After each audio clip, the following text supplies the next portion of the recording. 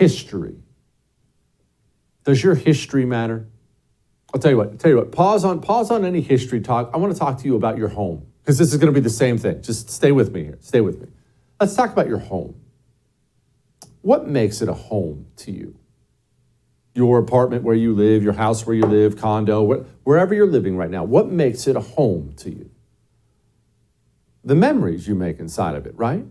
That's part of why it's a home. When you look at the fireplace, what do you see? You see a fireplace? Of course you don't. You see where your wife sits to get warm and reads a book in the wintertime. When you look at this corner over here, what do you see? You see where you set up the Christmas tree and have been setting up the Christmas tree for years. I remember when he opened up his first bike there. I remember that. Not just the good, by the way, not just the wonderful memories. The bad memories are part of what makes it a home. Oh, that kitchen counter spot, that corner of it, I stub my toe on it every time. That friggin' fridge, the ice maker makes noise. The good, the bad. Oh no, structural cracks in the wall. The good, the bad, all of it is part of what makes it your home. It makes it a home to you, the memories it creates, good ones and bad ones. Now, if I wanted to burn down your home, your apartment, would you let me? As it stands right now, if I showed up tonight at your house, knock on the door, gas, matches, hey, mind if I burn down your home? You would say no. Maybe call the cops. Maybe you'd shoot me. But you wouldn't let me, would you? Why? You're attached to it. The memories, good and bad ones, moor you to your home. They give you roots into your home. The pictures on the wall, it's moored there. So I'm a bad person, and I really want to burn it down. And you won't let me burn it down. What do I need to do? I need to unmoor you. I need to detach you from that home. I need to get the pictures off the wall. I need to do something to erase the memories you've had in that home. I need to take away the personal connection you have to it, because if I could do that, if I could go in and just remove everything and clear it all out and then put you back in that empty shell of a home, and then I asked you, hey, you mind if I burn this down? You might be all, you know what? Yeah, I don't really like it here anyway. I bring this up because we talk about the assault on America's history, the constant assault on America's history by the communists, but the right has such a difficult time articulating why you can't just say no when they want to do this. You must double and triple down. If I asked you right now, be honest with yourself. You don't have to be honest with me. If I asked you right now, statue of Robert E. Lee, Confederate leader, should it be torn down? Would you say no? Would you say, no, we should build 10 more of them? That's the right answer, by the way, if they asked to burn it down. Or would you say this? Would you do this? Well, I mean, I guess maybe. He was a Confederate. They wanted to enslave black people. I don't want to be called a racist. Just Robert E. Lee, though. Yeah, you can take that one down, but just Robert E. Lee, guys. Nothing else. Because that's the response from the right every time. And that's why the communists, when they come for you in your country, that's why they begin with the easy marks, because they know it'll be difficult for you to say no. That's why they start with Robert E. Lee, and before you know it, they're removing statues of Teddy Roosevelt from New York City. The communist doesn't care about the Confederacy, the Civil War, racism. He doesn't care about any of those things. What he cares about very, very, very deeply is unmooring you from your country. The memories, the good ones, the bad ones, the flaws, the beauty. He wants to burn it all down. And if you allow him that, he will. Unless you understand his motivations, then you will allow him that, because you want to be thought of as nice and a good person.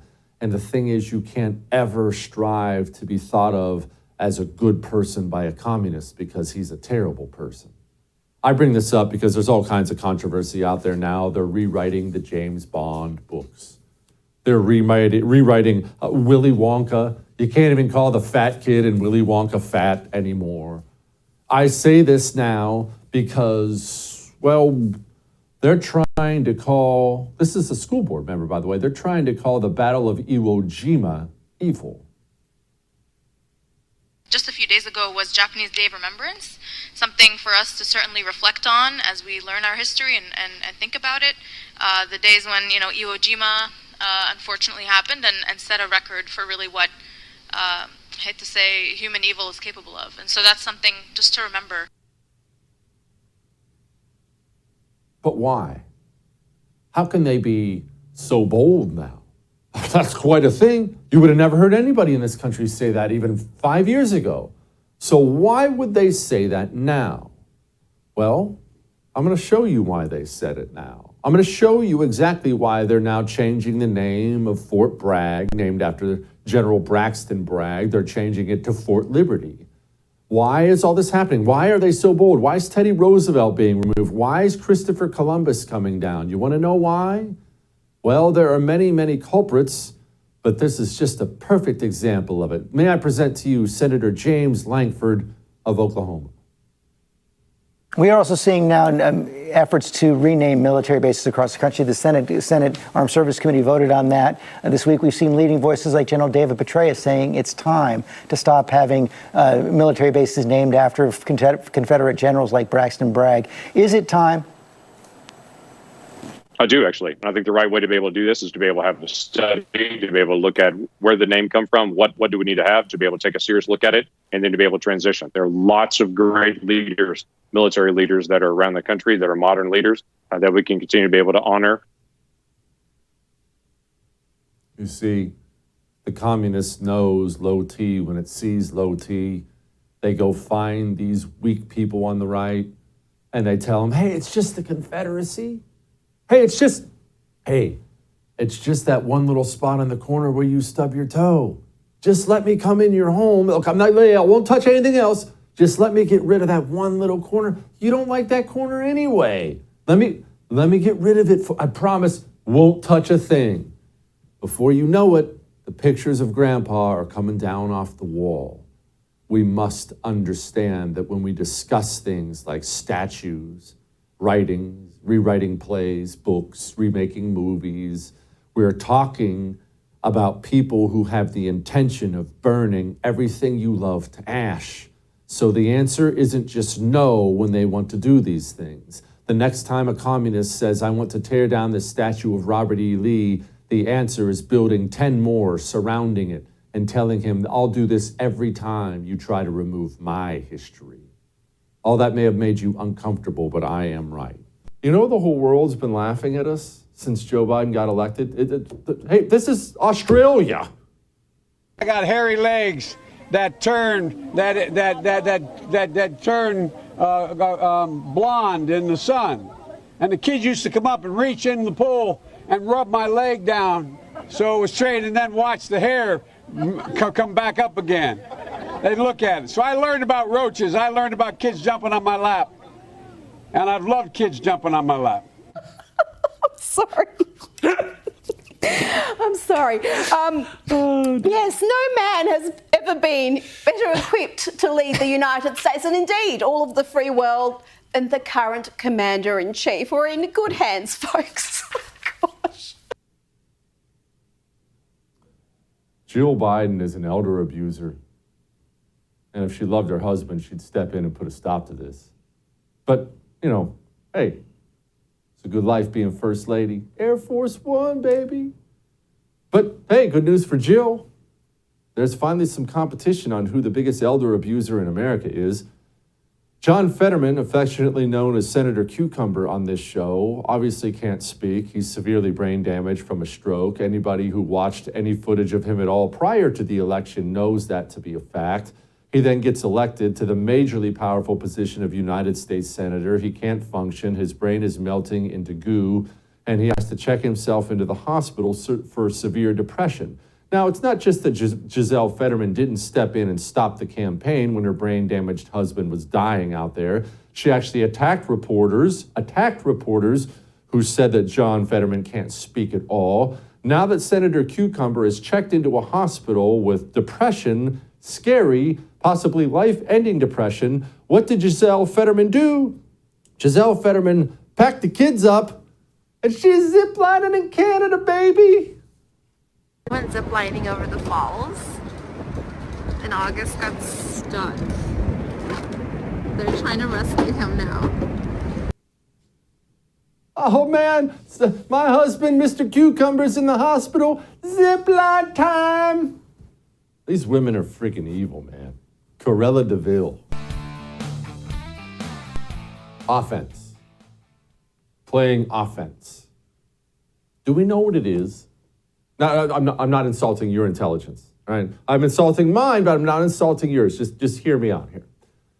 We are anti-communists. Here on I'm Right, that's what we are. We're anti-communists. We're not Republicans, we're not libertarians, not nationalists, not conservatives, anti-communists. Why?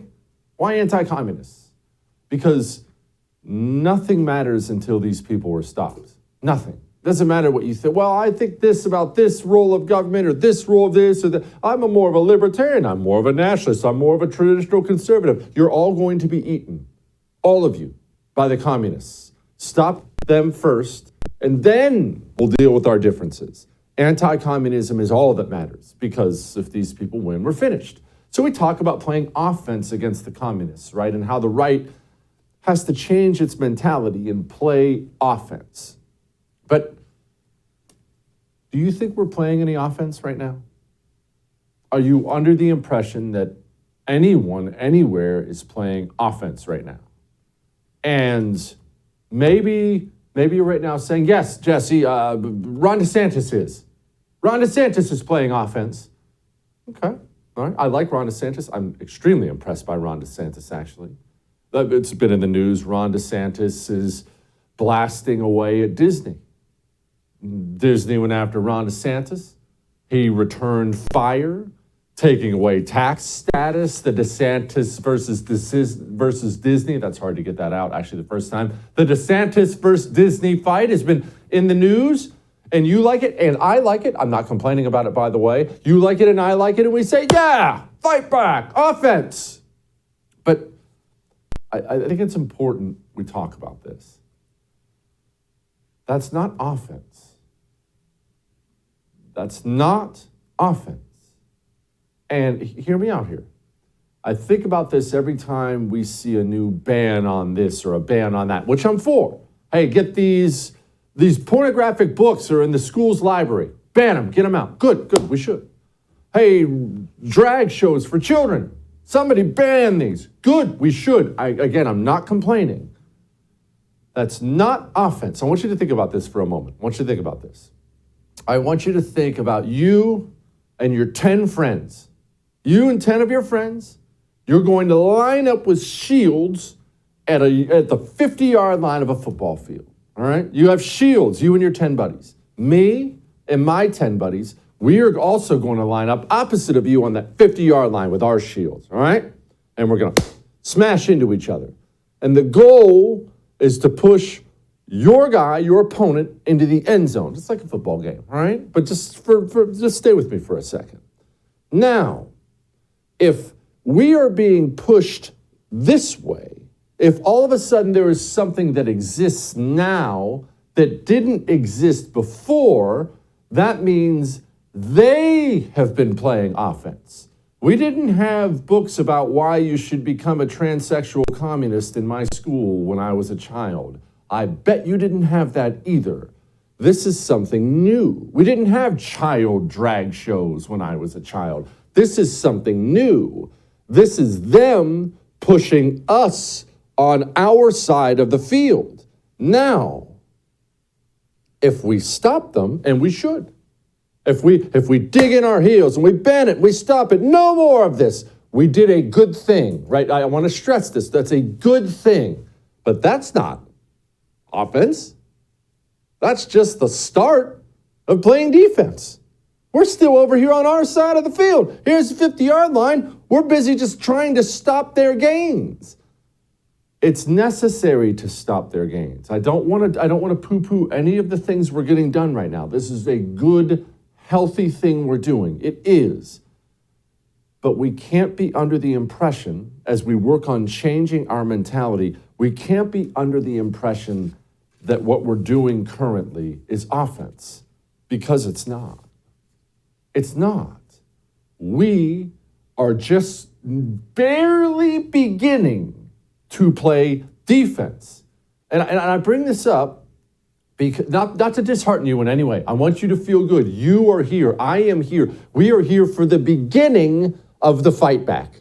We have honestly just been letting them run over us. We're just starting to dig in our heels and say, no more of this. No more filth. No more craziness. No more going after the kids. We're just beginning that. So this is a good thing. Feel good about it. But don't think that is offense. That's not offense. They're still way on our side of the 50-yard line. Way on our side. We're not playing offense yet. Again, I didn't want this to bring you down. I just wanted this to wake everybody up. We are at the beginning of playing defense. The beginning. Ban this, stop that, hold up, dig your feet in. That's great. That's necessary. Got to dig in before you can start pushing back. It's also not offense. All right? All that may have made you uncomfortable, but I am right. I will leave you with this one little quote. All right? Just one little quote, because maybe all this has made you uncomfortable, as we just said. Very, very uncomfortable. You've heard of Alexander Solzhenitsyn. You probably have heard the name. Just know that he was somebody who lived under the Soviet Union, spent time, a lot of it, in the Soviet Gulag system, wrote that famous book, Gulag Archipelago, about his time under communism. This is a human being who saw the final form. This is a human being who lived under the direction we are going quickly. And do you know what he said about communists? I'll tell you what he didn't say. I'm looking at his quote right here, and I don't see anything about, I don't see anything about live and let live. I don't see anything about that. I don't see anything about that's not who we are. I don't see anything about, but that's not in the Constitution. Do you see that in there? Man, I know, I'm not wearing my glasses, but I don't see anything in there. You know what he said about dealing with communists? Read it. During my time in the camps, I had got to know the enemies of the human race quite well. They respect the big fist and nothing else. The harder you slug them, the safer you'll be. Remember, we have a long way to go before we start taking back ground and marching our way back to the 50-yard line. Are you excited? I'm talking about for the 2024 GOP presidential primary. I feel like not enough of you were excited. You should be excited like I'm excited. So let's explain why you should be excited. Because here's what I hear a lot from the right. This is what I hear mostly from the right. I don't want Trump to get in. I don't want DeSantis to get in. I don't want him to fight. This only helps Democrats. Too much infighting. No. Stop with that nonsense. These people have to go earn your vote. All of them. Trump, DeSantis, Nikki Haley, Mike Pence, all of them. Make these people earn your vote. You talk a lot. I talk a lot. We talk a lot about how we don't like this and we want this changed and we wish this was different and we wish these guys would act this way and I wish the GOP would stand up this way. I talk this way, you talk this way. But how do we get that change? What power do you actually have? What power do I actually have? You have one thing. That's all you have. One thing. Your vote. My vote is not given to anybody yet. It's all I have. It's the only power I have is that one vote I get. It's your only power you have. And when we're dealing with things like the United States of America and the future of this nation, I intend to use my power. I intend to hold on to it until I'm sure and then use it. And don't be naive. DeSantis is running. I hear this from a lot of people. I don't even think he's getting in. If you watch I'm Right, if you've been watching I'm Right for, was it a year ago I told you he's running? How do I know that? He's already setting up a campaign staff. It's obvious to anybody with eyes he's running. Now, he's doing the smart thing right now. He's running without running. I know this frustrates Team Trump, and I get it. I'd be frustrated too. DeSantis is very clearly running. He's on the book tour. He's on Fox News. He's even out there now mentioning Trump. it's silly season. I mean, you know how some of this stuff goes, and obviously he does his thing, and it's just that's kind of who he is. He can say what he wants about me. I'll always give him credit for the things that he did that were positive, and I'm appreciative of a lot of the things that he did. Doesn't mean I agree with everything that he's doing lately or whatever, but ultimately it's about delivering for the people you represent and delivering for the country. So I wasn't really into kind of trying to throw pot shots at anybody. Ooh. So what stage are we in now? Here's the stage we're in. And if you've been watching politics for any length of time, you will see this. If you're not too emotionally invested in this candidate or that candidate, you'll see this as well. At first, before anyone was really in, they were all lovey-dovey, right? Trump, DeSantis, endorsing each other, supporting each other. Hey, here's a photo op here. And then they start to get the inkling that we might have to fight. So they start creating distance. Then, what do you see? We've already seen this phase, the surrogate attacks. Not Trump himself, but one of Trump's people or one of DeSantis's people will deal with the news or go online and take a little vague pot shot at the other guy. Then, as they continue circling each other, they start to chirp at each other. Trump, of course, kicked this off first. Didn't do himself any favors, calling him Ron DeSanctimonious 2 days before the midterm election. Probably fired a little early there, lost himself some support, but eventually DeSantis was always going to start chirping back. That's just kind of how these things go. So where are we in this race? What's going on? What's the status of the race? Well, right now, if the race was held today, the primary I'm talking about, Donald Trump would win. He's the most popular Republican in America still. That's just the way it goes. DeSantis is a real contender, though. The race isn't held today. The race is next year. DeSantis can easily win this race. Trump can easily win this race. It's anybody's game. Because I'm not on anyone's team, I don't have anyone's bumper sticker, I don't wear anyone's T-shirt, I'm just going to give you the race as I see it. It'll make you mad if you're emotionally invested in one or the other, but I don't care. Still going to give it to you as I see it. So how are the attacks going? Well, here's the DeSantis plan for now as I see it. He's going to stay governor as long as he can possibly stay governor while kind of running. What's that allow him to do? It allows him to just do things that are clearly campaign things while at the same time saying, hey, I'm not campaigning, I'm just trying to govern.